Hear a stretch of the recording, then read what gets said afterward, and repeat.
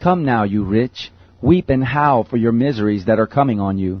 Your riches are corrupted, and your garments are moth-eaten. Your gold and your silver are corroded, and their corrosion will be for a testimony against you, and will eat your flesh like fire. You have laid up your treasure in the last days.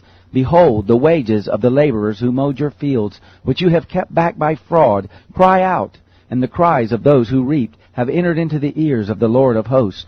You have lived delicately on the earth, and taken your pleasure. You have nourished your hearts as in a day of slaughter. You have condemned, you have murdered the righteous one. He doesn't resist you. Be patient, therefore, brothers, until the coming of the Lord.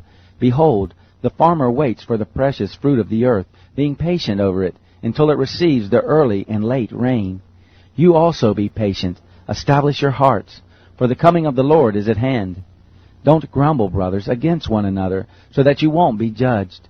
Behold, the judge stands at the door. Take, brothers, for an example of suffering and of patience, the prophets who spoke in the name of the Lord. Behold, we call them blessed who endured. You have heard of the patience of Job, and have seen the Lord in the outcome, and how the Lord is full of compassion and mercy. But above all things, my brothers, don't swear, neither by heaven, nor by the earth, nor by any other oath, but let your yes be yes, and your no, no, so that you don't fall into hypocrisy. Is any among you suffering? Let him pray. Is any cheerful? Let him sing praises. Is any among you sick? Let him call for the elders of the assembly, and let them pray over him, anointing him with oil in the name of the Lord. And the prayer of faith will heal him who is sick, and the Lord will raise him up.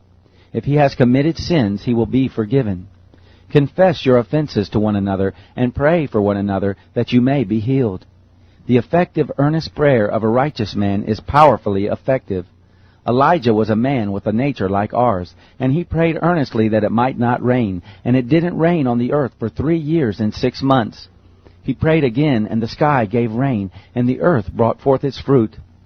Brothers, if any among you wanders from the truth, and someone turns him back, let him know that he who turns a sinner from the error of his way will save a soul from death, and will cover a multitude of sins.